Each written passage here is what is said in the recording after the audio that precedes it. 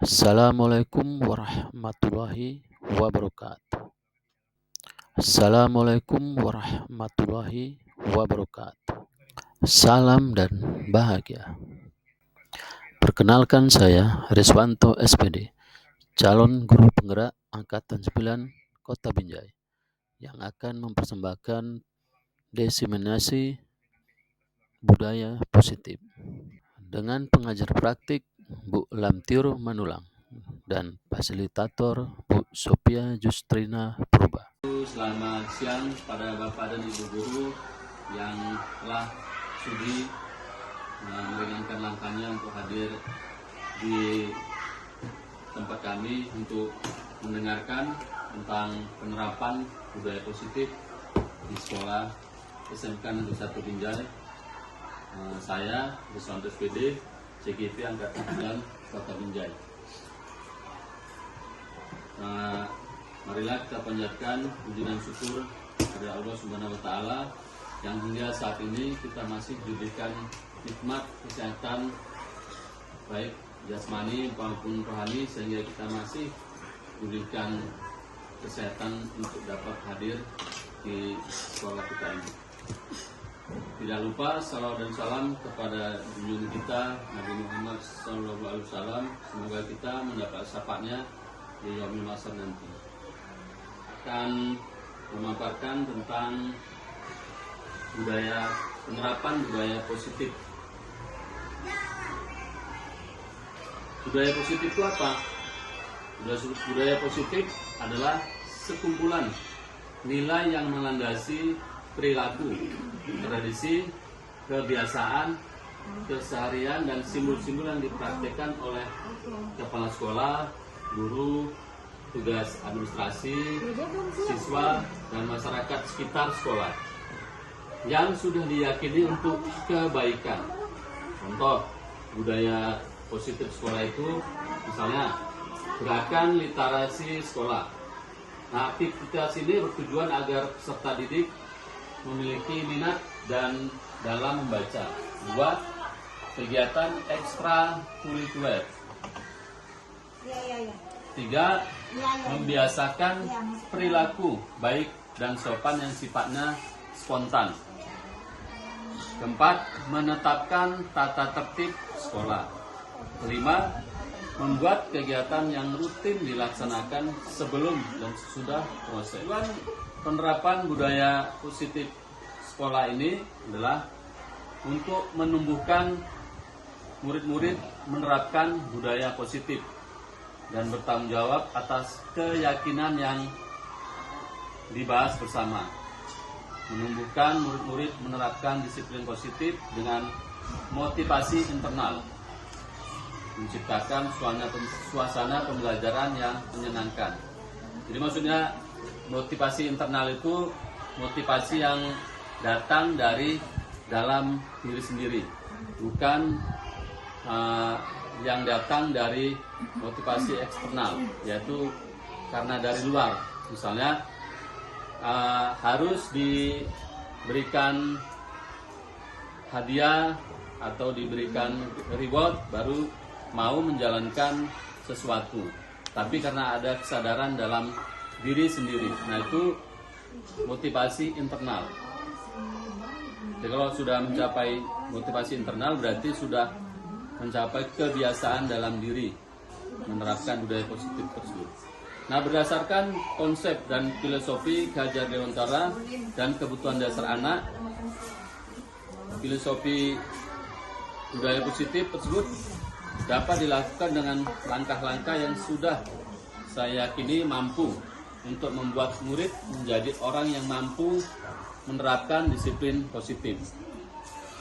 Dengan disiplin positif membuat anak menjadi mempunyai integritas, selain bisa memikul tanggung jawab, dapat memecahkan masalah dengan baik, cepat, dan mudah. Seorang anak akan bisa mempunyai pola hidup yang teratur dan dapat mengolah waktu yang dimilikinya dengan baik. Disiplin positif berkaitan dengan kebutuhan manusia. Kebutuhan murid itulah yang mempengaruhi budaya positif murid.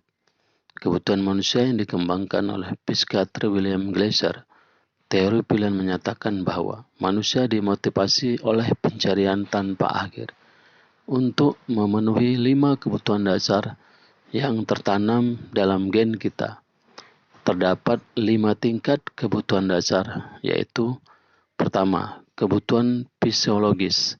Kedua, kebutuhan akan rasa aman. Ketiga, kebutuhan akan rasa memiliki dan kasih sayang. Keempat, kebutuhan akan penghargaan. Dan kelima, kebutuhan akan aktualisasi diri. Di latar belakangi oleh kebutuhan-kebutuhan tersebut di atas. Nah, berdasarkan kebutuhan tersebut, kita bisa menentukan sikap-sikap budaya positif di sekolah. Contoh aktivitas disiplin positif murid yang ada di sekolah, contohnya murid selalu datang sekolah tepat waktu.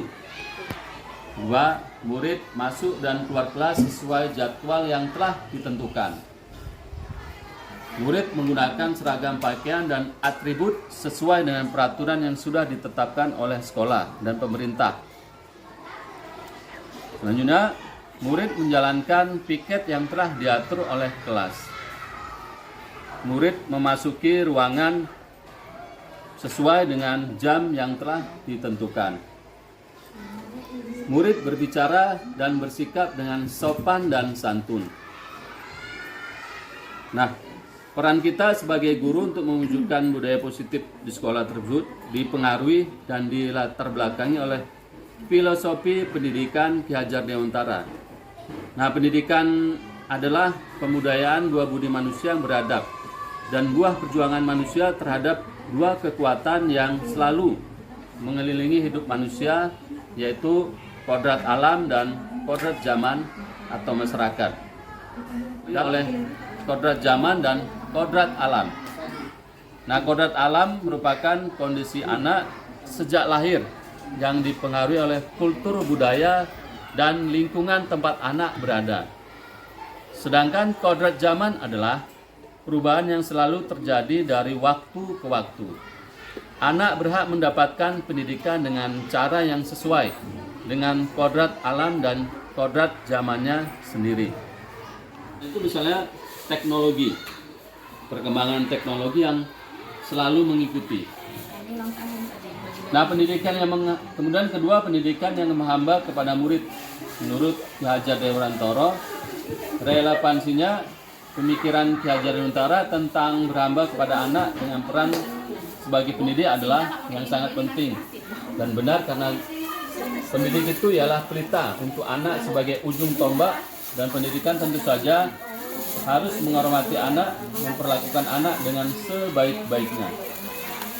Sebagai aktor utamanya, guru memfasilitasi kebutuhan yang ingin dipenuhi murid. Membuat cara pandang saya berubah dari yang dahulu menganggap murid adalah objek atau benda yang akan dimasukkan ilmu oleh guru, di mana kodrat zaman dan kodrat alam. Pendidikan yang menghamba kepada anak adalah konsep pendidikan yang menempatkan siswa sebagai pusat dari proses pembelajaran dan memberikan kebebasan kepada siswa untuk mengembangkan potensi dirinya secara optimal sesuai dengan konsep pendidikan Merdeka Belajar menurut Ki Hajar Dewantara. Nah, konsep pendidikan Merdeka Belajar menurut Ki Hajar Dewantara adalah ing ngarso sung tulodo, maka orang tua atau guru sebagai suri toladan anak dan siswa. Ing mandia mangun karso, yang di tengah memberikan semangat ataupun ide-ide yang mendukung. Tutwuri handayani, di belakang memberikan motivasi. Bisa diterapkan dengan cara membuat keyakinan kelas dan keyakinan sekolah. Keyakinan kelas adalah merupakan sebuah nilai-nilai kebajikan universal yang telah disepakati secara tersirat dan tersurat, lepas dari adanya latar belakang suku, negara, bahasa, maupun juga agama. Keyakinan kelas dibuat secara bersama-sama dengan seluruh siswa yang mempunyai nilai-nilai kebajikan yang dapat dipercaya. Nah, keyakinan kelas merupakan salah satu disiplin positif yang dapat untuk diterapkan dalam membangun budaya positif di lingkungan sekolah. Dengan adanya sebuah keyakinan kelas dalam kelas diharapkan mampu mewujudkan tujuan dari pendidikan yang lebih berorientasi kepada profil pelajar Pancasila. Keyakinan kelas juga diterapkan sebagai salah satu cara dalam upaya membangun budaya positif. Nah, keyakinan kelas haruslah berpihak kepada murid dan dirumuskan bersama-sama dengan murid demi membangun kemandirian mereka. Guru hanyalah fasilitator di dalam hal ini. Keyakinan kelas tersebut menjadi panduan dalam mewujudkan disiplin positif murid. Contoh keyakinan kelas di sekolah menjadi anak yang soleh dan soleha, menjadi murid yang disiplin, sopan dalam bersikap, santun dalam bertutur, toleransi, dermawan, supel atau pandai bergaul, menghormati, menyayangi, mandiri, bertanggung jawab, dan rajin. Kelas yang disepakati tersebut harus sejalan dengan visi sekolah, yaitu visi sekolah dijadikan menjadi panduan. Nah, visi itu terbagi menjadi visi guru dan visi sekolah.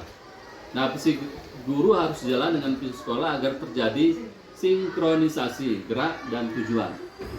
Nah, dalam proses menjalankan visi tersebut terkadang terdapat masalah yang dihadapi guru dan murid. Masalah tersebut bisa kita jadikan prakarsa perubahan. Berdasarkan masalah tersebut, guru bisa membuat prakarsa perubahan. Contohnya, prakarsa perubahan mewujudkan murid yang mandiri belajar. Di dalam mewujudkan visi tersebut, guru juga harus membuat visi guru sendiri secara lebih khusus ke dalam prakarsa perubahan. Dalam rencana Bagja. Bagja itu apa? B. Buat pertanyaan. A. Ambil pelajaran. B. Gali mimpi. C. Jabarkan rencana. A. Atur eksekusi. Nah, dalam merencanakan ke dalam Bagja, kita juga harus memperhatikan inquiry apresiatif atau IA, atau kekuatan positif di sekolah.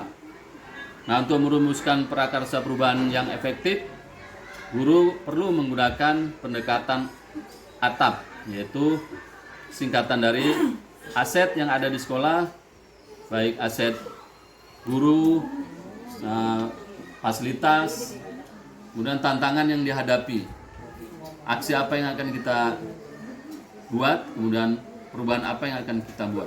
Nah, prakarsa perubahan di kelas yang sudah dilakukan oleh guru bisa dimasukkan ke dalam prakarsa perubahan sekolah. Nah, apabila prakarsa itu dibutuhkan oleh guru-guru yang lainnya saat menjalankan proses prakarsa perubahan, terkadang kita mendapatkan masalah personal yang terjadi kepada murid. Contohnya, saat proses belajar mengajar, murid melakukan perbuatan yang tidak sesuai dengan keyakinan kelas. Saat masuk ke kelas, membuang sampah ke lantai kelas, dan tidur saat proses belajar mengajar. Nah, hal tersebut merupakan pelanggaran atas keyakinan kelas, yaitu disiplin. Masalah tersebut bisa diatasi dengan menggunakan segitiga restitusi. Apa itu segitiga restitusi? Segitiga restitusi adalah proses menciptakan kondisi bagi murid untuk memperbaiki kesalahan mereka, sehingga mereka bisa kembali pada kelompok mereka dengan karakter yang lebih kuat. Gosen tahun 2004 dalam LMS Guru Penggerak Modul 1-4 Budaya Positif 2021. Dari buku Evolusi Pendidikan bersama calon guru penggerak tahun 2022 oleh Rusli dan teman-teman, restitusi adalah sebuah cara menanamkan disiplin positif pada murid. Restitusi bukan untuk menebus kesalahan, namun untuk belajar dari kesalahan. Tujuannya untuk memperbaiki hubungan. Tindakan ini adalah tawaran, bukan paksaan. Restitusi menuntun untuk melihat ke dalam diri, mencari kebutuhan dasar yang mendasar tindakan, dan lebih fokus pada karakter, bukan tindakan. Dengan segitiga restitusi ini, murid tidak dijadikan menjadi orang yang terhukum atau menjadi orang yang merasa bersalah. tetapi menjadi orang yang mampu membuat kesalahan menjadi perubahan yang lebih baik tanpa meninggalkan kesakitan fisik maupun psikis. Pernah berbuat salah dan bukan mengatakan kamu harus lakukan ini, kalau tidak maka. Nah, adapun langkah-langkah dalam menerapkan segitiga restitusi adalah: pertama, menstabilkan identitas; kedua, validasi tindakan yang salah; ketiga, menanyakan keyakinan. Langkah pertama yang dilakukan pada segitiga restitusi, yakni pada bagian dasar segitiga, adalah menstabilkan identitas. Jika anak berbuat salah, maka ada kebutuhan dasar mereka yang tidak terpenuhi. Bagian dasar segitiga restitusi memiliki tujuan untuk merubah orang yang gagal karena telah berbuat kesalahan menjadi orang yang sukses. Kita harus mampu meyakinkan mereka dengan mengatakan kalimat seperti, tidak ada manusia yang sempurna. Saya juga pernah melakukan kesalahan seperti itu. Ketika seseorang dalam kondisi emosional, maka otak tidak akan mampu berpikir rasional. Saat inilah kita menstabilkan identitas anak. Anak kita bantu untuk tenang dan mencari solusi untuk menyelesaikan permasalahan tersebut. Kedua adalah memvalidasi tindakan yang salah. Konsep langkah kedua, kita harus memahami kebutuhan dasar yang mendasari tindakan anak berbuat kesalahan. Yang diperlukan adalah kita memahami alasan melakukan hal tersebut, sehingga anak merasa dipahami. Langkah ketiga yaitu menanyakan keyakinan. Penting menanyakan keyakinan anak tentang kehidupan ke depan yang dia inginkan. Ketika mereka sudah menemukan gambaran masa depannya, guru dapat membantu mereka untuk tetap fokus pada gambarannya. Nah, melalui segitiga restitusi kita dapat mewujudkan mereka menjadi murid yang merdeka. Mereka mampu menyelesaikan masalah dengan motivasi internal dan bertanggung jawab terhadap pilihannya. Nah, itulah penjelasan mengenai segitiga restitusi dan langkah-langkah untuk menerapkannya. Jadi, menjadi lebih kuat karakternya dan penghargaan pada diri mereka sendiri pun menjadi bertambah. Saat menjalankan segitiga restitusi, kita sebagai guru berperan sebagai manajer. Dalam peran menjadi seorang manajer, peran inilah terkait kontrol guru terhadap murid. Posisi kontrol adalah posisi kendali. Berarti suatu lokasi atau kapal, pesawat selama periode operasi berawak di mana kendali propulsi, kemudian dan sistem lainnya dapat dilakukan. Nah, itu pengertiannya. Nah, posisi kontrol dibagi menjadi 5. Kelima posisi kontrol yang umum terjadi tersebut adalah: pertama, posisi kontrol penghukum. Seorang penghukum bisa menggunakan hukuman fisik maupun verbal. Nah, orang-orang yang menjalankan posisi penghukum senantiasa mengatakan bahwa sekolah memerlukan sistem atau alat yang dapat lebih menekan murid-murid lebih dalam lagi. Guru-guru yang menerapkan posisi penghukum akan berkata, kamu salah. Nah, kedua, posisi kontrol membuat merasa bersalah. Pada posisi ini biasanya guru atau orang tua akan bersuara lebih lembut. Membuat rasa bersalah akan menggunakan keheningan yang membuat orang lain merasa tidak nyaman, bersalah atau rendah diri. Posisi kontrol ketiga sebagai teman. Guru pada posisi ini tidak akan menyakiti murid, namun akan tetap berupaya mengontrol murid melalui pendekatan persuasif. Posisi teman pada guru bisa berdampak negatif atau berdampak positif. Berdampak positif di sini berupa hubungan baik yang terjalin antara guru dan murid. Guru di posisi teman menggunakan hubungan baik dan humor untuk mempengaruhi seseorang. Tapi dia bisa berdampak negatif apabila guru tersebut tidak ada atau guru tersebut sudah pindah, maka dia akan kehilangan panutannya, kehilangan temannya, sehingga dia merasa tidak ada lagi orang yang untuk memberikan curhat atau untuk membuat arahan. Nah, itu negatif. Negatifnya kalau menjadi posisi kontrol teman. Sebagai pemantau, memantau berarti mengawasi. Pada saat kita mengawasi, kita bertanggung jawab atas perilaku orang-orang yang kita awasi. Posisi pemantau berdasarkan pada peraturan dan konsekuensi dengan menggunakan sanksi atau konsekuensi. Kita dapat memisahkan hubungan pribadi kita dengan murid sebagai seseorang yang menjalankan posisi pemantau. Nah, posisi pemantau ini biasanya dia akan menanyakan hukuman apa yang sudah dilanggar. Jadi ada peraturan-peraturan yang sudah dilanggar. Nah, akan diberikan hukuman sesuai dengan peraturan di sekolah. Nah, itu biasanya posisi pemantau. Nah, kelima, posisi kontrol manajer. Posisi kontrol manajer yaitu posisi di mana guru berbuat sesuatu bersama dengan murid agar dapat menemukan solusi atas permasalahan sendiri.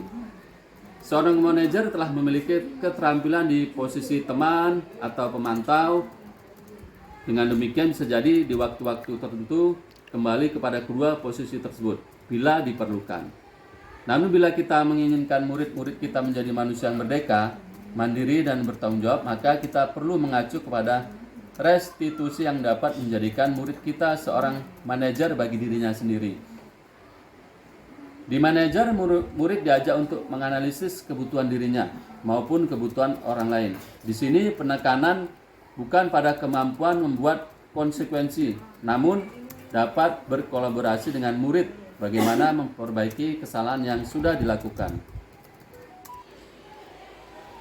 Nah, selanjutnya motivasi. Jadi motivasi itu ada motivasi internal dan motivasi eksternal. Nah, ini gambaran motivasinya. Ada gambaran seorang anak dalam melakukan sesuatu dipengaruhi oleh motivasi.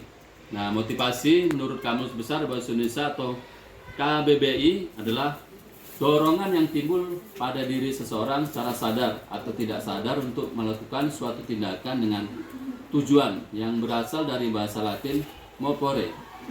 Menurut Arifin Haji Zainal, motivasi merupakan sesuatu yang bersumber dari dalam atau luar. Nah, motivasi menurut sumbernya dibagi menjadi dua, yaitu motivasi intrinsik dan motivasi ekstrinsik. Nah, motivasi intrinsik adalah motivasi yang datang dari diri sendiri, tanpa adanya pengaruh dari orang lain. Misalnya, keinginan untuk mendapat uang dan membeli barang yang disukai. Adapun motivasi ekstrinsik adalah motivasi yang lahir dari faktor pendorong luar. Motivasi ekstrinsik muncul saat ingin mendapatkan sesuatu dari orang lain atau menghindari sesuatu yang negatif dari luar. Keinginan mendapat pujian, diterima oleh orang lain maupun pengikut standar hidup karena gengsi.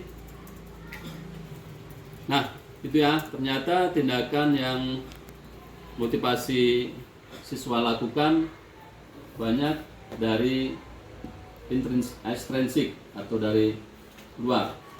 Nah, untuk membangkitkan motivasi siswa tersebut, motivasi dari dalam diri intrinsik masih dipengaruhi dengan dorongan dari luar atau ekstrinsik yang menggunakan penghargaan, reward, dan hadiah. Nah, hal tersebut tidak bisa membangkitkan motivasi dalam dirinya sendiri dalam melakukan perbuatan disiplin positif. Nah, dengan penjelasan tersebut diharapkan budaya positif di sekolah dapat terwujud dan sekolah sebagai tempat menyemai benih kebudayaan atau pembentukan karakter, bukan hanya sebagai mimpi indah yang hanya menjadi cerita indah dalam buku-buku teks pelajaran. Atas perhatiannya saya ucapkan terima kasih kepada Bapak dan Ibu. Semua salam dan salam. Assalamualaikum warahmatullahi wabarakatuh. Selamat siang. Assalamualaikum warahmatullahi wabarakatuh. Salam dan bahagia.